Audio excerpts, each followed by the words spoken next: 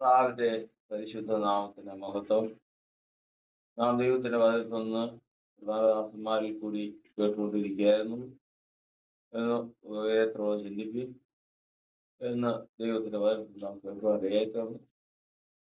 അങ്ങനെ കർത്താവിന്റെ വചനം നമുക്ക് വേണ്ടി കർത്താവ് നൽകി തന്നതിനെ ഓർത്ത് നമുക്ക് കർത്താവിനെ സ്തുതിക്കാം. നാം ഇന്ന് ദൈവത്തിന്റെ വചനത്തിൽ ഒരു ഭാഗം കേൾക്കാൻ ഇടയായിത്തീർന്നു. പക്ഷം എന്നുള്ള വിഷയം അത് ദൈവത്തിന് മുമ്പാകെ ഏറ്റവും ശ്രദ്ധിക്കത്തക്കത്, അത് നമ്മൾ പഠിച്ചിരിക്കേണ്ടതായ ഒരു വിഷയമാണ്. കൊരിന്ത്യ സഭയിൽ ചില തർക്കം, അപ്പല്ലോസിന്റെ പക്ഷക്കാര്, പൗലോസിന്റെ പക്ഷക്കാര്, ക്രിസ്തുവിന്റെ പക്ഷക്കാര് എന്നിങ്ങനെ വിവിധ പക്ഷക്കാർ. ഒരു മനുഷ്യൻ ഒരാള് പക്ഷം പിടിക്കുന്നതിന് വേണ്ടിയിട്ടാണ്. തങ്ങൾ ആരുടെ പക്ഷം പിടിക്കുന്നുവോ അവരുമായി ചേർന്ന് എതിർപക്ഷത്തെ നേരിടുക എന്നുള്ളതാണ് അതിൽ പ്രധാനമായിട്ടും ഉദ്ദേശിക്കുന്നത്. എന്നാൽ ദൈവത്തിന്റെ വചനം നമ്മെ പഠിപ്പിക്കുന്നത് ആരുടെ പക്ഷമായിരിക്കണം, ആരുടെ പക്ഷമായിരിക്കണം നമ്മൾ. ക്രിസ്തുവിന്റെ പക്ഷം എന്ന് പറഞ്ഞാൽ ക്രിസ്തുവിന് എന്തിന്റെ പക്ഷം? ക്രിസ്തുവിന് ഒരാളെ പക്ഷം പിടിച്ചിട്ടോ? അതിന് ആദ്യമേ നമ്മൾ പഠിക്കേണ്ടത്, നമ്മൾ ചിന്തിക്കേണ്ട വിഷയം, ഒരിക്കൽ എരീഹോ എന്ന് പറയുന്ന പട്ടണം, വലിയൊരു പട്ടണം, ആ പട്ടണം പിടിക്കാനായിട്ട് ഇസ്രായേൽ അതിന് ചുറ്റും പാളയം ഇറങ്ങിയിരിക്കുക. പട്ടണം പിടിക്കണം, അതിനുവേണ്ടി യുദ്ധം ചെയ്യാൻ പോവാ.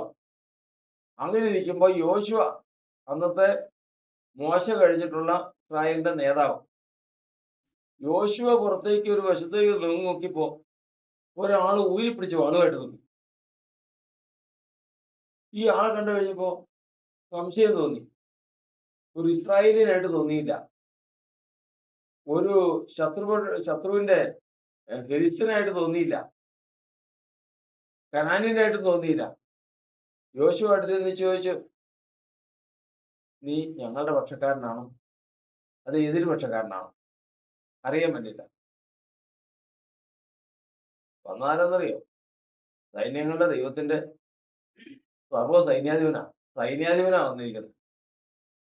അപ്പൊ നീ ഞങ്ങളുടെ പക്ഷക്കാരനാണോ എതിർപക്ഷക്കാരനാണോ എന്ന് ചോദിച്ചപ്പോ അയാൾ പറഞ്ഞെന്താ? ഈ വന്നയാള് അല്ല അല്ല. അതെന്താ? അയാള് ദൈവത്തിന്റെ പക്ഷക്കാരനല്ലേ? അതെ, ദൈവത്തിന്റെ പക്ഷക്കാരൻ, ദൈവത്തിന്റെ യുദ്ധം ചെയ്യാൻ വന്നതാ, ദൈവത്തിന്റെ വാളുമായിട്ട് വന്നതാ. നീ പറയുന്ന പോലെ ഞാൻ അങ്ങനെ പക്ഷം പിടിക്കാൻ വന്നവനല്ല. പിന്നെയോ, ഞാൻ യഹോവയുടെ സൈന്യാധിപനായിട്ട് ഈ ഇവിടെ വന്നിരിക്കുന്നു. കർത്താവ് കൽപ്പിക്കുന്നു, അത് ചെയ്യണതായിട്ട് അല്ലാതെ പക്ഷം പിടിക്കാൻ ഞാൻ വന്നതല്ല. അപ്പോ ഇവിടെ ക്രിസ്തുവിന്റെ പക്ഷക്കാരെന്നോ അന്യപക്ഷക്കാരെന്നോ ഒന്നും പറയണ്ട, ഒന്നും പറയണ്ട. നമ്മൾ ആരുടെ പക്ഷമായിരിക്കണം? 1 യോഹന്നാൻ 3:13 പറയുന്ന പ്രകാരമാണ്. എന്താണ് 1 യോഹന്നാൻ 3:13?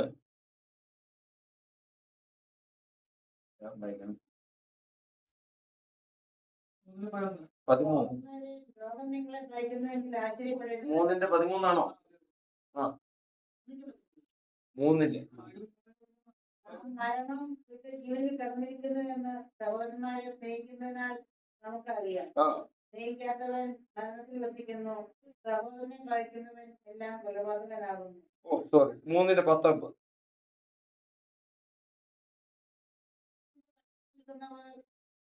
നാം സത്യത്തിന്റെ പക്ഷത്ത് നിൽക്കുന്നവർ എന്ന് ഇതിനാൽ അറിയും. നാം സത്യത്തിന്റെ പക്ഷത്ത് 18 വായിച്ചു. കുഞ്ഞുങ്ങളെ, നാം വാക്കിനാലും നാവിനാലും അല്ല ഞാൻ പക്ഷം പിടിച്ച് പറഞ്ഞാൽ പോരാ. ഞാൻ ദൈവത്തിന്റെ പക്ഷക്കാരനാ, ഞാൻ യേശുവിന്റെ പക്ഷക്കാരനാ. ഇതൊന്നും ഞാൻ പറയുന്നത് നടക്കാനില്ല. വാക്കിനാലും നാവിനാലും അല്ല, പിന്നെയോ പ്രവൃത്തിയിലും സത്യത്തിലും തന്നെ സ്നേഹിപ്പീൻ. നമ്മൾ നിൽക്കുന്നത് ഏത് പക്ഷാ? സത്യത്തിന്റെ പക്ഷമാണ്. സത്യം എന്ന് പറയുന്നുണ്ട്, അതിന്റെ പക്ഷത്താണ് നാം നിൽക്കുന്നത്. അതിന്റെ പക്ഷത്ത് നിൽക്കുന്നവരെന്ന് ഇതിനാൽ നാം അറിയും. എങ്ങനെ? എന്ത് ചെയ്താൽ? ഞാൻ പക്ഷം പറഞ്ഞു, ഞാൻ ഇന്നേലുള്ള പക്ഷം എന്ന് പറഞ്ഞുകൊണ്ട് നടക്കണതല്ല, പിന്നെയോ അതിനെ വാക്കിനാലും നാവിനാലുമല്ല നാവിനാലുമല്ല പ്രവർത്തിയിലും സത്യത്തിലും തന്നെ സ്നേഹിക്കും. ദൈവത്തെ സ്നേഹിക്കണം. കർത്താവിന്റെ സ്തോത്രം. ഇവിടെ അത് തന്നെയാ. യോശുവയുടെ പുസ്തകം 5:13 വായിക്കുന്നു. അതും കൂടെ വായിക്കുമ്പോൾ നമുക്ക് കാര്യം മനസ്സിലാവും. യോശുവയുടെ പുസ്തകം 5:13.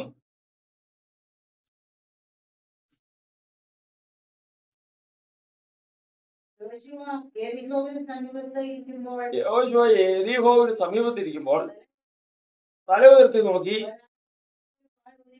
ഒരാൾ കയ്യിൽ വാൾ ഊരി പിടിച്ചുകൊണ്ട് നിൽക്കുന്നത് കണ്ടു. ആ ആ യോശുവ ചോദിക്കാണ്, നീ ഞങ്ങളുടെ പക്ഷക്കാരനാണോ എതിർപക്ഷക്കാരനാണോ എന്ന് ചോദിക്കാം. ആ വാക്യം ഓർത്തണം. അല്ല, ഞാൻ യഹോവയുടെ പക്ഷമൊന്നല്ല, ഞാൻ എതിർപക്ഷമൊന്നല്ല. ആദ്യം നിങ്ങൾ അത് മനസ്സിലാക്ക്. അല്ല, അപ്പൊ അവന് യഹോവയുടെ പക്ഷമല്ലേ? അതെ, പക്ഷെ അവൻ പറയണം അങ്ങനെയല്ല, ഞാൻ പക്ഷം പിടിക്കാൻ വന്നവനല്ല. പിന്നെയോ യഹോവയുടെ സൈന്യത്തിന്റെ അധിപതിയായി ഇപ്പോൾ വന്നിരിക്കുന്നുണ്ട്. യഹോവയുടെ സൈന്യത്തിന്റെ അധിപതിയാ. കർത്താവ് കൽപ്പിക്കുന്നു അത് ചെയ്യാനാ, അത് പക്ഷം എന്ന് പറഞ്ഞ് നടക്കാനല്ല. പിന്നെയോ ഇത് തന്നെയാണ് കർത്താവിന്റെ ദാസൻ മോശ പറഞ്ഞത്. വിഗ്രഹത്തെ ആരാധിച്ചു വന്ന് നിൽക്കുമ്പോ മോശ വന്ന് പറഞ്ഞു, യഹോവയുടെ പക്ഷത്തുള്ള മാറി നിൽക്കണം. ലേവ്യ ഗോത്രം അങ്ങ് മാറി നിന്നപ്പോ അവരായിട്ട് കൊടുത്തതെന്നറിയോ? വാള കൊടുത്തേ. ഈ ദൈവത്തോട് ദ്രോഹം ചെയ്ത സകലതിനെയും കൊന്നുകളയാൻ പറഞ്ഞു. വാളുമായിട്ട് കൂടാരത്തിൽ പ്രവേശിച്ചപ്പോഴാണ് കാണുന്നത് ആരൊക്കെയാ? അപ്പനാണ്, അമ്മയാണ്, സഹോദരനാണ്, മകനാണ്, മകളാണ്. ഇങ്ങനെ വിഗ്രഹത്തെ ആരാധിച്ച ദൈവത്തോട് ദ്രോഹം ചെയ്ത വലിയൊരു കൂട്ടം സ്വന്തപ്പെട്ടവരാ.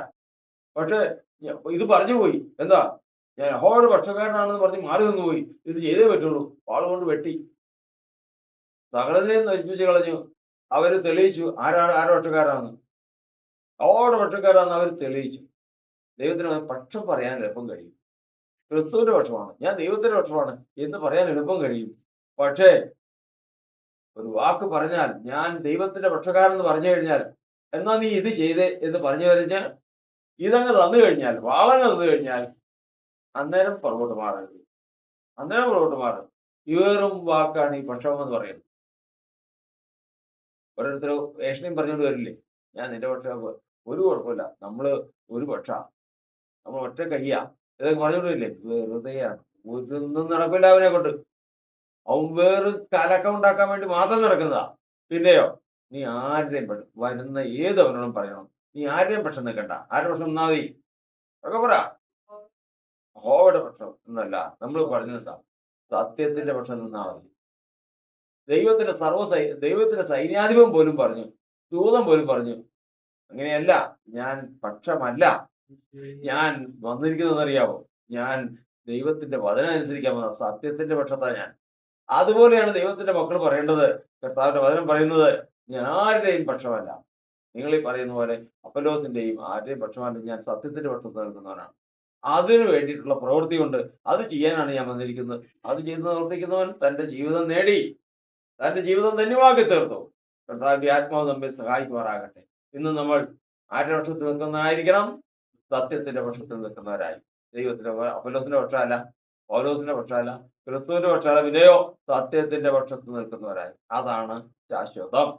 അതാണ് നമ്മുടെ ജീവിതത്തെ ധന്യമാക്കി നിർത്തുന്നത്. കുട്ടികളെ മുടക്കാൻ പ്രാർത്ഥിക്കാം.